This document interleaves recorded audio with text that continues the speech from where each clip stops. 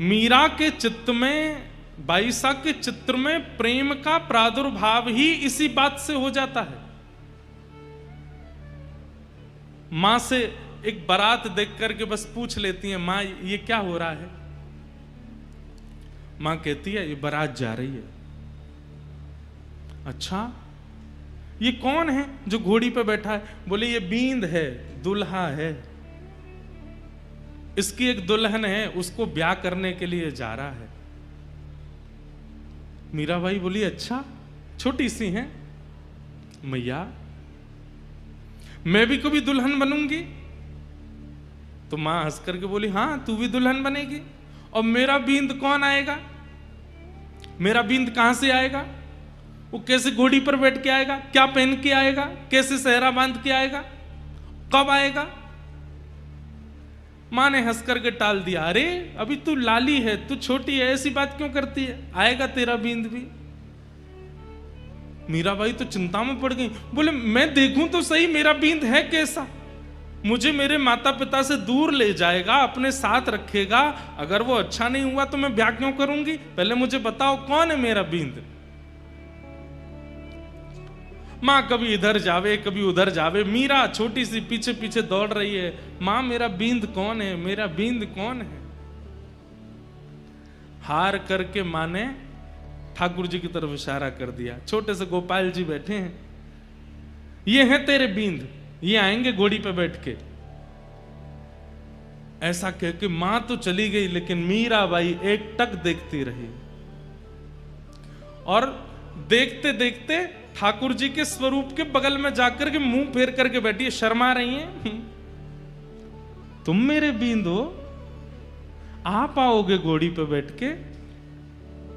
अच्छे हो वैसे तो, थोड़े से बड़े हो जाना, छोटे हो थोड़े अभी।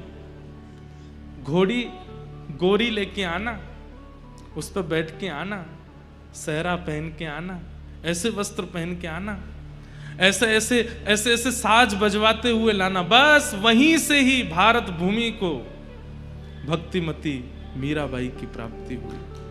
क्यों? क्योंकि उन्होंने जड़ को चैतन्य मान लिया, और वो जड़ है ही नहीं, वो चैतन्य ही है, उनके प्रति जड़ बुद्धि नहीं।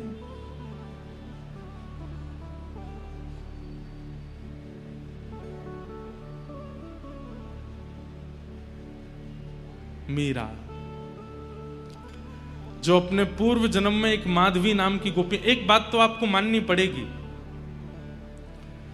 आपका वृंदावन से प्रति प्रेम, आपका किशोरी जी के प्रति प्रेम, आपका राधा रमण जी, राधा वल्लभ जी, बिहारी जी के प्रति प्रेम, ये इस जन्म में अगर हुआ है तो ये इस जन्म का नहीं है, ये पूर्व का है। ये पूर्व से ही आपका संबंध है, पूर्व से ही वो आपको प्रिय हैं, पूर्व में कुछ तो आपने ऐसा किया है जिसके कारण ठाकुर जी आपको इतने प्रिय हैं। एक जन्म का संबंध नहीं हो सकता। हाँ, एक जन्म पहला जिसका संबंध होगा ठाकुर जी से, उसकी भावना कैसी होगी सुनो। उसको वृंदावन आकर्षण तो करता होगा, पर किसके लिए आकर्षण करता होगा? बस वृंदावन जाकर के खाना अच्छा लगता है, वहां जीव के स्वाद मिल जाते हैं। वृंदावन जाकर के रहना अच्छा लगता है, वहां पे भीड़ भाड़ रहती है, कूद कूद करके सब लोग कीर्तन करते हैं, ये अच्छा लगता है।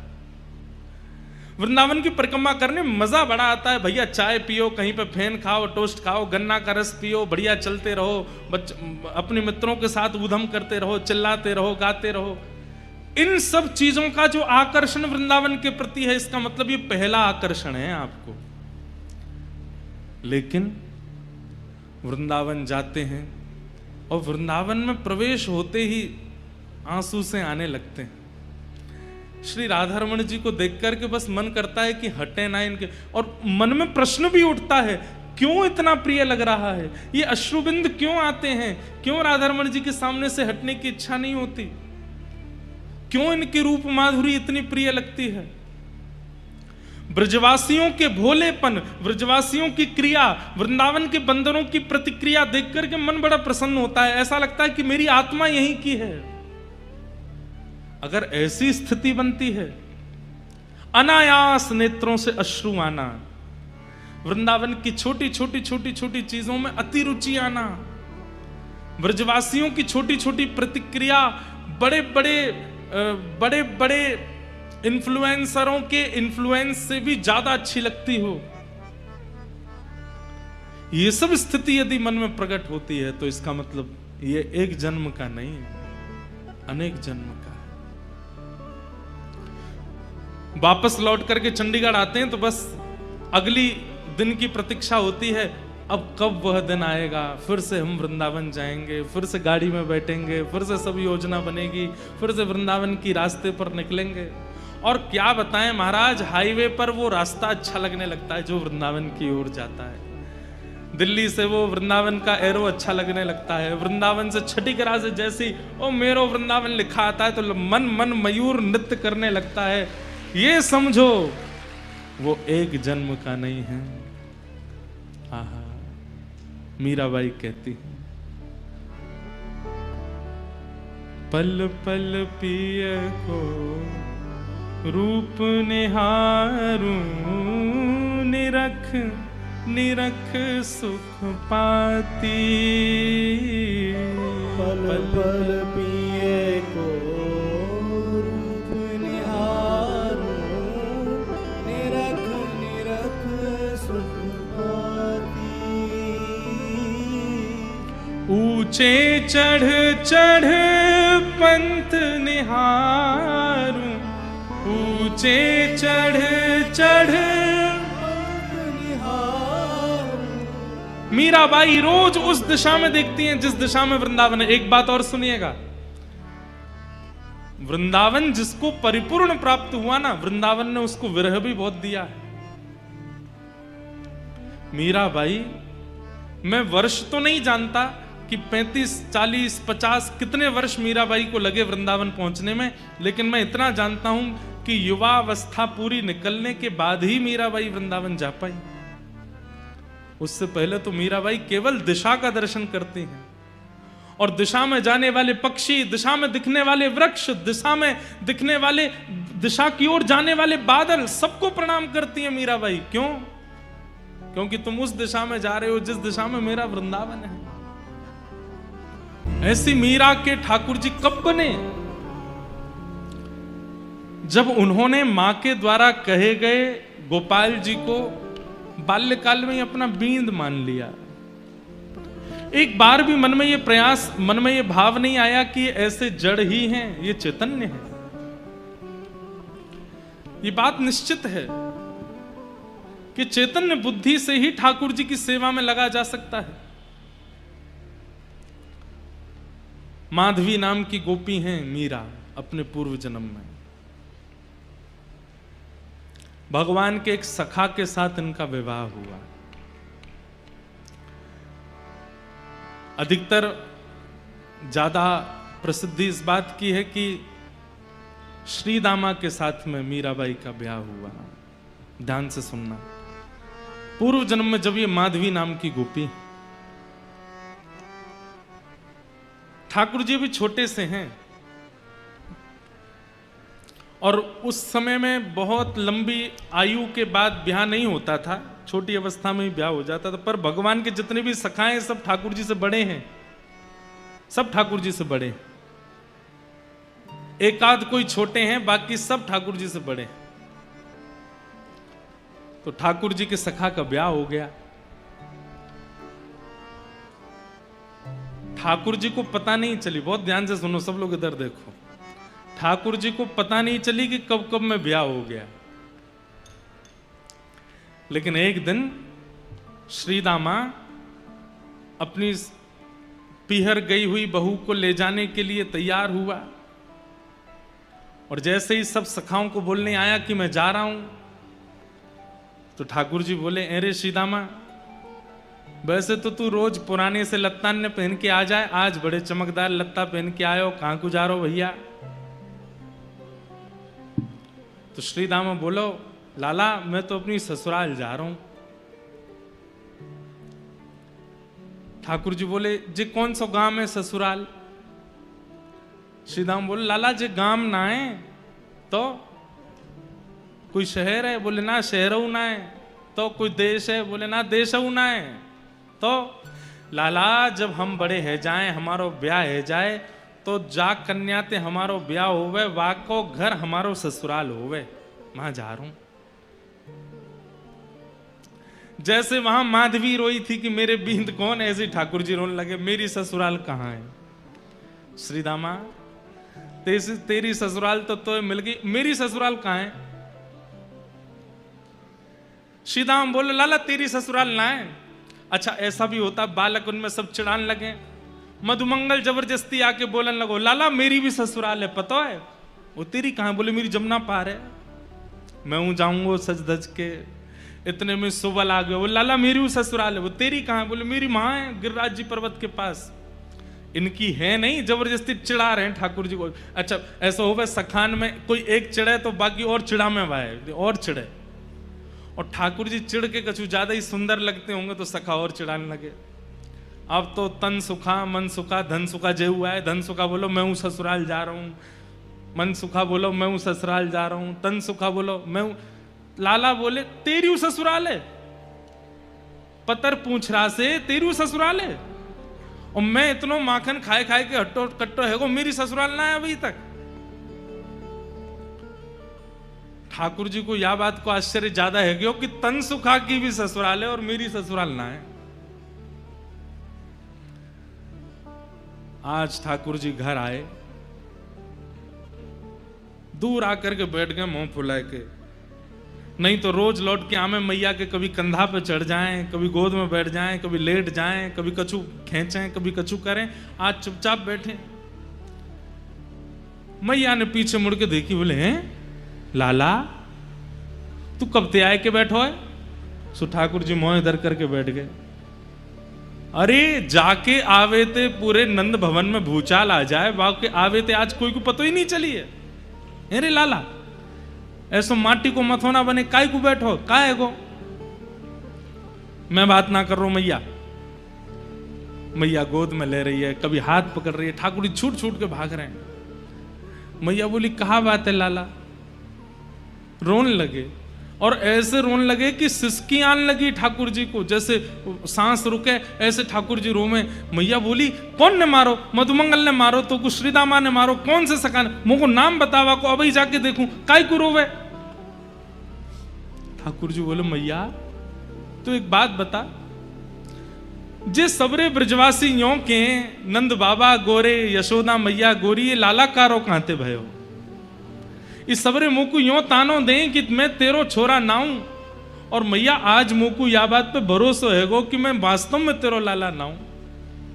मैया बोली ऐसो काहे को सोचे, ऐसो काहे गो लाला तू यों काहे को सोचे? बोलो मैया श्री दामा की ससुराल, मधुमंगल की ससुराल, सुबल तो तन सुखा मन सुखा, और सबसे बड़ी आज वो तन सुखा क्यों ससुराल है, पतरो सो है वा क्यों ससुराल है। और मैया मैं ऐसो प्यारो दुलारो ऐसो सुंदर सो मेरी अभी तक ससुराल ना है। या बात को सुन करके मैया तो लाला को हृदय से लगा, अरे मेरो लाला झूठ बोले हैं दारी के, श्रीदामा की ससुराल है बाकी इनकी ससुराल ना है लाला, बाकी सबरे तो झूठ बोल रहे हैं तोते। मैया तेरी भी ससुराल है? मैया बोली लाला जे घर मेरो ससुराल ही है। अच्छा मैया और नंद बाबा क्यों ससुराल है? बोले हाँ उनकी ससुराल है। और दाऊ दादा की?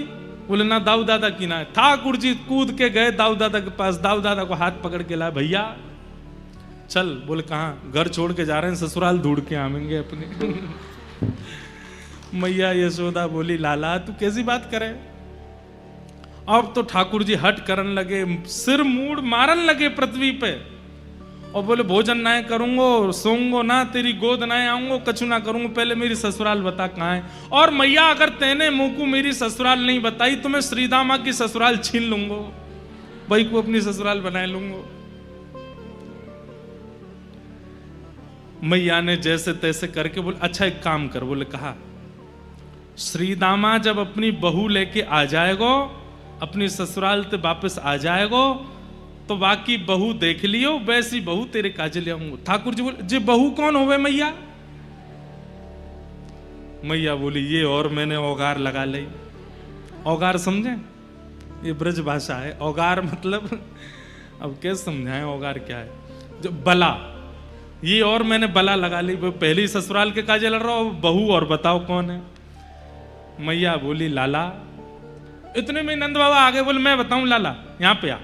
गोदी में बैठ गए। बोलो लाला तेरी मैया है ना? बोले हाँ। जे मेरी बहू है। बाबा मेरी मैया तुमने बहू बना ली और तुम्हारी मैया मैं बहू बनाऊंगा। तुम्हारी मैया कहाँ है? अपनी मैया बताओ, उनको मैं बहू बनाऊंगा। सब लोग ठाकुर जी की बात सुन के ऐसी मधुर बात करें। इसीलिए तो श्रीमद् वल्लभाचार्य जी कहते हैं अधरम मधुरम वदनम मधुरम हसितम मधुरम चलितम मधुरम नैनम मधुरम रेणुम मधुरम मधुराधिपते अखिलम मधुरम। भैया द्वारिका के श्री कृष्ण वो राजा हैं, जगन्नाथपुरी के श्री कृष्ण वो जगन्नाथ हैं, वो नाथ रूप में विराजमान है। बद्रीनाथ के श्री कृष्ण तपस्वी भगवान हैं, दक्षिण के रंगनाथ हैं। लेकिन हमारे वृंदावन के वो तो ऐसे ही हैं। उनके सामने जाकर के लोग बाग कितनी बड़ी बड़ी बातें करते हैं। हमारो बिजनेस चलवाए दो, हमारे काम बनवाए दो, हे बिहारी जी हमारो। बिहारी जी नाए जाने कायते बिजनेस के हैं, बिहारी जी नाए जाने ये सब कहा बात कर रहे हो। उनके सामने तो बालकन वाली बात करो, वो बालक हैं। वृंदावन के श्री कृष्ण तो मधुर कृष्ण हैं। उनके सामने जाकर के सारे संसार के प्रपंचों की चर्चा मत करो।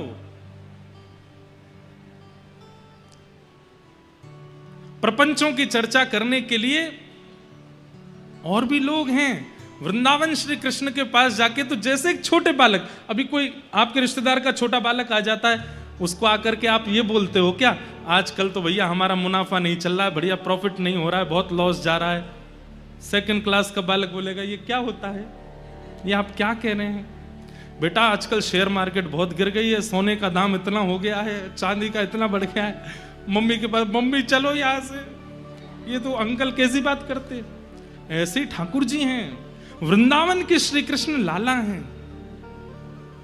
वृंदावन के श्री कृष्ण लाला से लेकर के रास बिहारी तक ही रहते हैं। उसके आगे की लीला श्री कृष्ण वृंदावन में नहीं करते। तो इसी मध्य में ही हमको लीला में प्रवेश करके वृंदावन जाना चाहिए। हम इन्हीं लीलाओं का चिंतन करते हुए जाएं। घर कैसे बनता है, व्यापार कैसे चलता है, परिवार व्यवस्थित कैसे होता है, ये वृंदावन श्री कृष्ण को नहीं पता। अब बात वो है भैया, जानते तो वो सब हैं, लेकिन हमें नहीं बोलना है। वो लाला है।